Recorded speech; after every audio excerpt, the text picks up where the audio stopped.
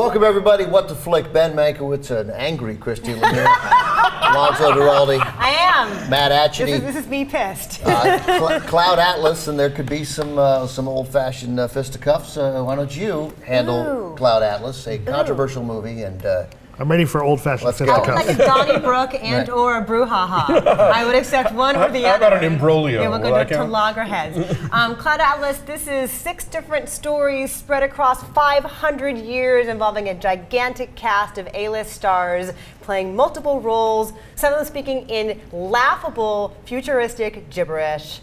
Halle Berry is apparently white and also an Asian man. Is she an Asian man at one point? yes, She's an Asian man, a Jewish woman, yeah. And she's Halle Berry. So it's big and epic from the Wachowskis and Tom Tykwer, and it's long. There's a lot of stuff going on here. Take a look. What are you doing in here? We cross and recross our old tracks like figure skaters. The love of my life, what had happened to her? I can't explain it. But I knew when I opened that door. I had it in a dream. I've not read the book. I'll put it out there. Me neither.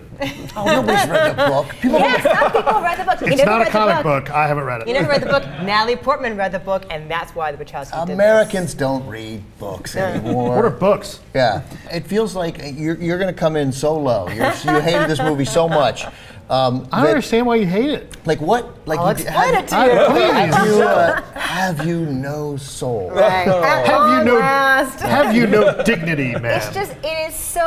It's so ponderous and so self-important, and when you get down to what it's really about, it's an incredibly facile notion. Like maybe if you're 20 years old and you're high in your dorm room with your friends, maybe this is a really, really profound idea that, we're all interconnected, our souls keep meeting up with each other, and we're individual drops of water, but we're all part of the same ocean. And it takes like 3 fucking hours to get to that. I mean, seriously. And makeup and laughable prosthetics, and it's just so bad. See, I actually found myself really going along with this movie, and I was really impressed that it managed to tell 6 different stories and not tell them like vignettes. It's not like you got one and then the next one.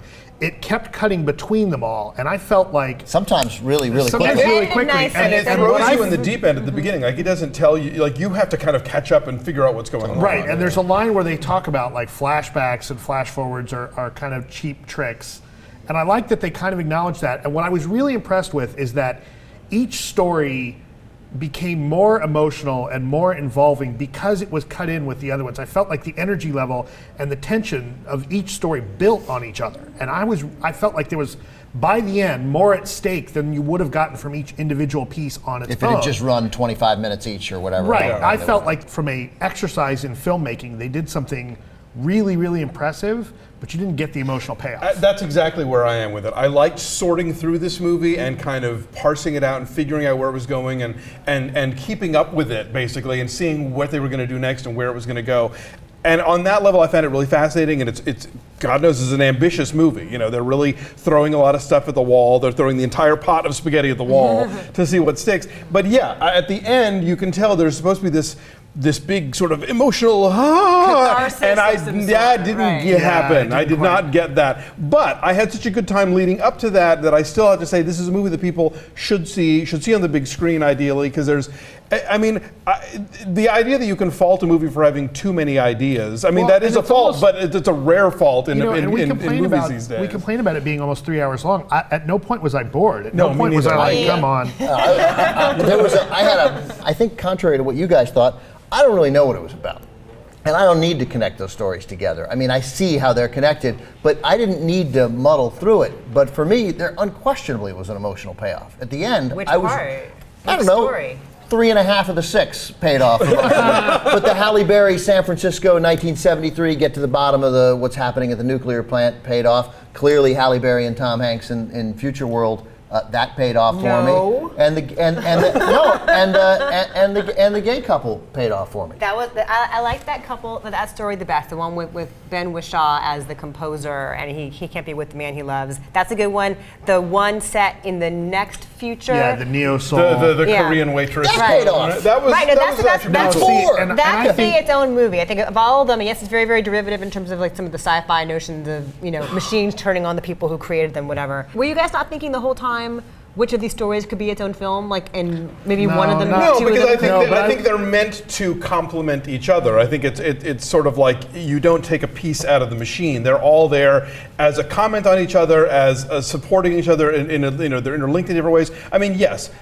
In a lot of ways, if you start thinking about this movie at all, it's transcendentalism for dummies. I mean, what it has to say is basically like, love is awesome, fight the power. That's kind of it. Right, don't go it alone. Yeah, Right. but on that level, it's still like there's just such great intricate filmmaking. The Wachowskis and Tom Tykwer know their stuff so well, and they know how to craft this kind of thing so well that even if I didn't get much emotionally out of it or even intellectually, just the experience of viewing it, I found really captivating. I got very little intellectually. I got a lot emotionally, and plenty of that's cool. But That's very cool. And, That's very cool. I think it almost gets there.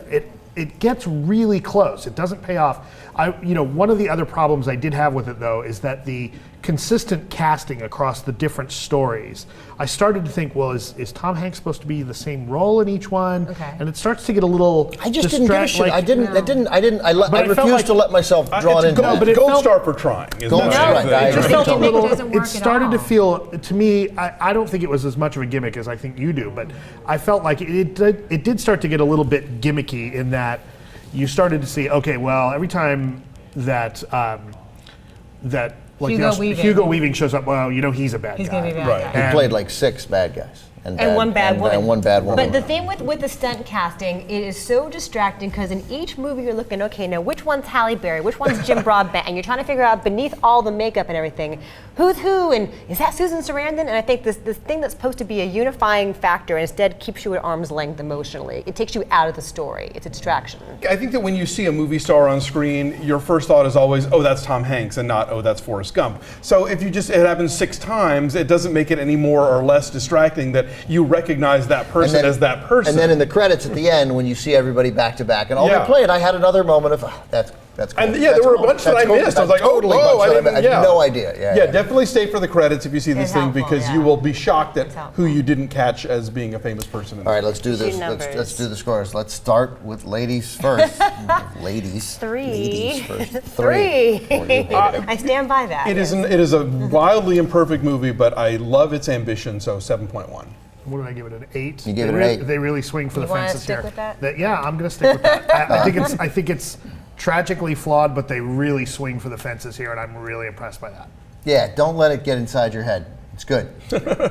Your number? Don't think. I gave it 7.1 also. I agree completely with Alonso. Very ambitious. 6.3 overall. If we were to drop the low score, Don't I like that? Because I'm a girl anyway.